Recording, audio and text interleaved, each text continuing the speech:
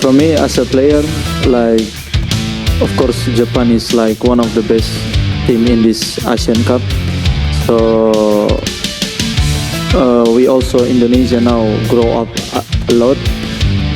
But as a players, we are ready. You know, we want to give it our best performance to the game tomorrow.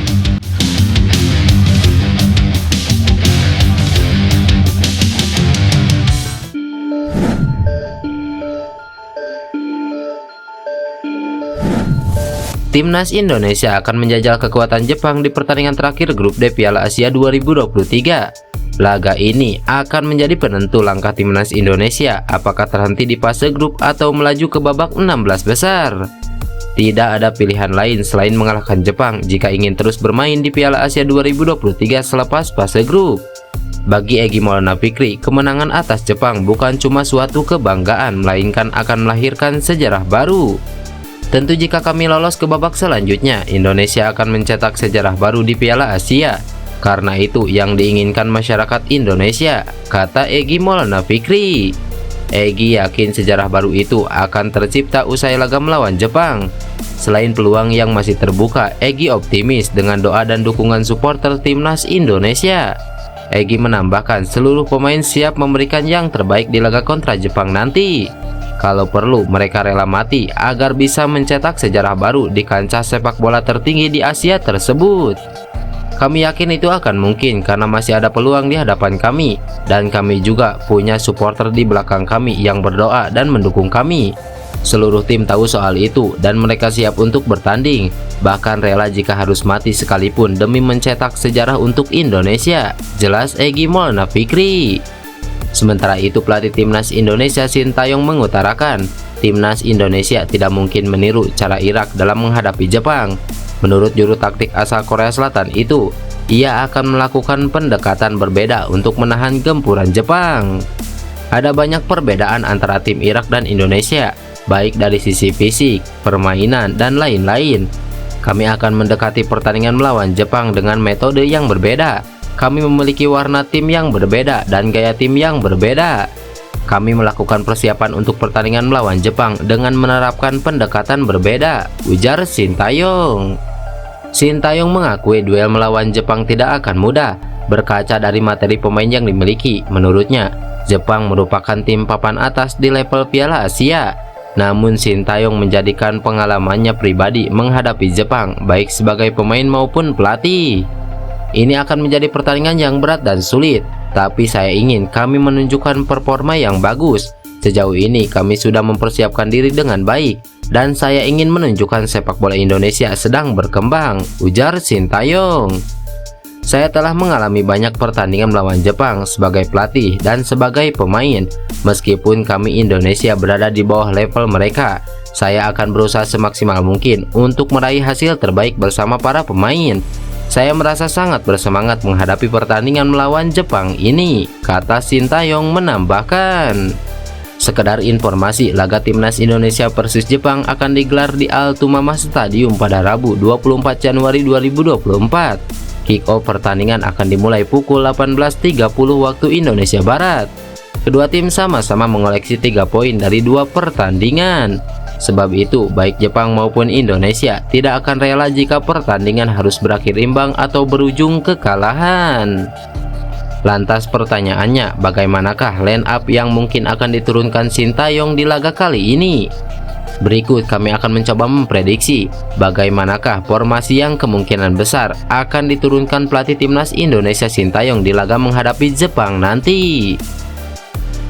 Di posisi penjaga gawang ada Hernando Ari. Ya, Hernando merupakan kiper yang selalu menjadi andalan Sintayong di akhir-akhir ini.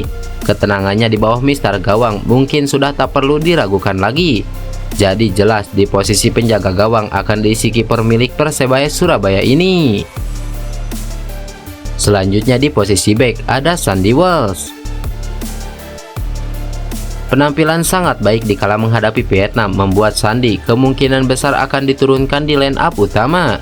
Tidak hanya itu saja, Sandy juga merupakan bek yang sering membantu serangan dan menciptakan peluang berbahaya.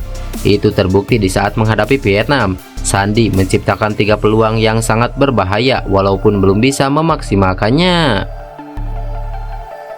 Selanjutnya ada Jordi Amat. Ya, Jordi sejauh ini masih menjadi andalan Sintayong. Hal ini tak lepas dari pengalamannya yang sering menghadapi pemain-pemain Eropa, menjadikan nilai tambah bagi seorang Jordi Amat. Kemudian ada Justin Hubner. Hubner merupakan bek muda potensial yang dimiliki Indonesia saat ini. Dia tampil baik di Piala Asia kali ini. Bahkan dia juga masuk best starting line up Piala Asia di pertandingan kedua lalu. Lalu untuk posisi bek kanan ada Asnawi Mangku Alam. Asnawi merupakan bek kanan yang mungkin paling sering diturunkan Sintayong sejauh ini. Kengototan dan daya juang yang tinggi mungkin jadi nilai tambah bagi seorang Asnawi Mangku Alam.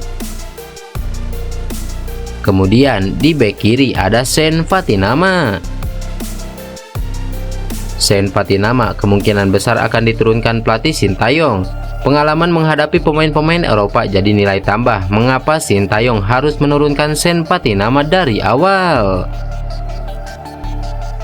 Kemudian untuk lini tengah ada Marcelino Ferdinand.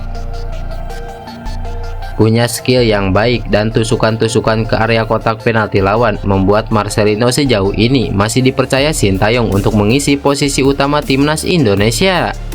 Ya, Marcelino merupakan pemain yang paling dibutuhkan untuk membongkar tangguhnya lini belakang timnas Jepang nanti. Kemudian ada Ivar Jenner. Kualitas Ivar Jenner sudah tak perlu diragukan lagi.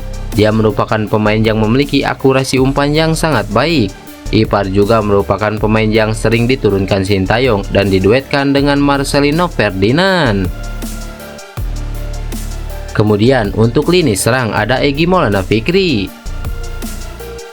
Egy Maulana Fikri hampir pasti akan diturunkan sejak menit pertama oleh Sintayong. Hal itu tak lepas dari adanya Egy Maulana Fikri di sesi konferensi pers sebelum pertandingan. Kemudian ada Yakob Sayuri. Nama Yakob Sayuri terus mendapatkan pujian selama tampil di ajang Piala Asia 2023. Bukan tanpa alasan, Yakob sendiri tampil cukup konsisten bersama skuad Garuda di 2 laga babak penyisihan grup menghadapi Irak dan Vietnam. Dia menjadi salah satu pemain yang terus mendapatkan kesempatan tampil selama 90 menit di 2 laga babak fase grup. Lalu untuk ujung tombak kemungkinan ada Rafael Struijk. Ya, Rafael Struijk memang belum menunjukkan kebolehannya dalam mencetak gol sejauh ajang Piala Asia bergulir. Namun dia merupakan pemain yang sering merepotkan barisan pertahanan lawan di 2 laga awal. Ya, kemungkinan Rafael Struijk akan mengisi posisi utama dan setelah itu bergantian dengan Ramadan Sananta. Lantas dengan line up seperti ini, akankah timnas Indonesia dapat menahan gempuran-gempuran dari timnas Jepang? Atau justru timnas Indonesia lah yang akan menggempur Jepang?